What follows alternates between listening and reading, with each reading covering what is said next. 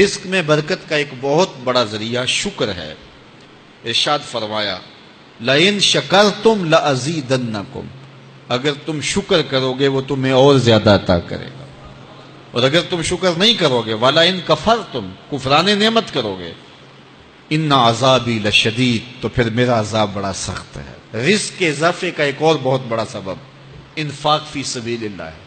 اللہ فرماتا ہے جو تم خرچ کرتے ہو تو جو چیز تم نے نکال دی اس کی جگہ اللہ تمہیں اور عطا کر دیتا ہے۔ بعض کا ہمارا یہ ہوتا ہے کہ کوئی آدمی مالی بحران میں آ گیا تو وہ کرتا کیا ہے کہ جو راہ خدا میں دینے کا کھاتا تھا پہلے اسے کلوز کرتا ہے، یہ فلاں مدرسے کو دیتے ہو یہ بھی بند کر دو، یہ مسجد کو دیتے ہو یہ بھی بند کر دو، یہ فلاں غریب کو دیتے ہو یہ بھی بند کرو، حالات ٹائٹ ہو گئے ہیں۔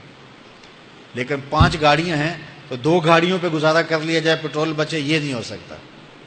گھر کے لچھن وہی ہیں لیکن بند کہاں سے کیا؟ جہاں سے رزق آنا تھا۔ ہمیں تو یہ حکم دیا ہے جب رزق تنگ ہونے لگے صدقہ دے کے رب سے کاروبار کر لو، صدقے سے تمہارے رزق میں اضافہ ہوگا۔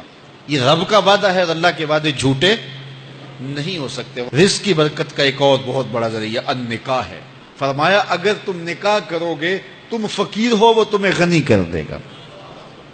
لوگ کہتے ہیں بچہ پیروں پہ کھڑا ہو لے تو پھر نکاح کریں گے، اللہ کہتا ہے تم نکاح کرو ہم پیروں پہ کھڑا کر دیں گے۔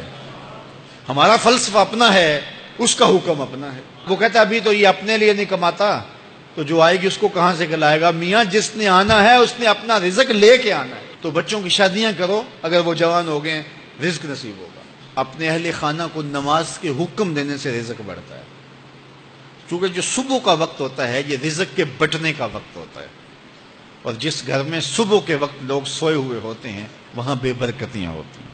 تو طلوع فجر سے لے کر کے طلوع آفتاب تک اپنی اولاد کو، بیوی کو، بچوں کو نہ سونے دیں۔ اس وقت رزق بٹنے کے لمحے ہوتے ہیں۔ کثیر دعائیں مانگیں، تلاوت کلام مجید پڑھیں، اور نماز فجر مرد حضرات مسجدوں میں جا کے باجماعت ادا کریں، اور گھروں میں جو ہے وہ بیٹیاں بہنیں مصلے بچھا لیں تو اللہ کی رحمتوں کا نزول ہوگا۔ اب ایک حدیث میں رزق کے اضافے کا ایک اور نسخہ ارشاد کیا گیا۔ میرے حضور نے فرمایا جو شخص یہ چاہتا ہے کہ اس کے رزق میں برکتیں ہوں اور اس کی عمر میں اضافہ ہو تو وہ اپنے رشتہ داروں کے ساتھ سلوک اچھا کرے۔ رشتہ داروں کے ساتھ اگر اچھا سلوک کرو گے تو پھر تمہارے رزق میں برکت ہو۔ غریب ہیں تو ان کی مدد کرو، ان کی بیٹیوں کی شادیاں اپنے ذمے لے لو اگر اللہ نے آپ کو وسعت دی ہے، ان کی پریشانیاں بانٹ لو، ان کا قرضہ ہے تو اتارنے کی کوشش کرو، ان کو مشکلات سے نکالنے کی کوشش کرو۔ تم ان کو مشکلات سے نکالو گے اللہ تمہیں مشکلوں سے نکالے گا۔ تمہارے رزق میں بھی برکتیں ہوگی اور تمہارے مال میں بھی برکتیں ہوں گی۔ فرمایا بہتر صدقہ وہ ہے جو ناراض غریب رشتہ دار کو دیا جائے۔ اگر وہ پھنس گیا ہے، مجبور ہے، ناراض ہے، تو اس کو اگر دیں گے تمہارا نفس اس میں شامل نہیں ہوگا، تو یہ افضل صدقہ ہے جو ہر صورت میں قبول ہی قبول ہے۔ رزق کے اضافے کا ایک اور سبب الاحسان الی الضعفاء، جو کمزور لوگ ہیں ان کے ساتھ اس نے سلوک کرنا۔ الانفاق علی طلبۃ العلم، طالب علموں پہ خرچ کرنا، یہ بھی رزق میں اضافے کا سبب اور ذریعہ ہے۔ وہ حضرت بابا فرید نے کہا نا 6واں رکن دین کا روٹی ہے۔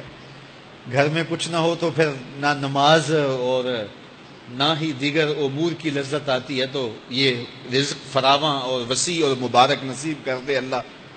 تو اس کے لیے ایک اور وظیفہ میں دیتا ہوں، اور وہ یہ کہ مغرب کے بعد 21 مرتبہ سورۃ الکوثر پڑھ لیں، کثرت ہو جائے گی انشاءاللہ۔ اول خدوشی پڑھ لیں، 5-7 منٹ لگتے ہوں گے، تو سورہ کوثر 21 مرتبہ روزانہ مغرب کی نماز کے بعد پڑھیں۔ اور اگر بہت زیادہ مسائل ہیں تو ہر نماز کے بعد پڑھ لیں، تو انشاءاللہ آپ دیکھیں گے کہ گھر میں برکتیں اترتی محسوس ہوں گی، انوار کا نزول ہوتے محسوس کریں گے۔ تو یہ وہ رزق کے اسباب ہیں، اگر ہم اختیار کر لیں تو ہم اللہ کی خاص رحمتوں کے حقدار ہوں گے۔ اللہ ہم سب کو رزق حلال، رزق وسیع، رزق سہل، رزق مبارک، رزق فراواں نصیب فرمائے۔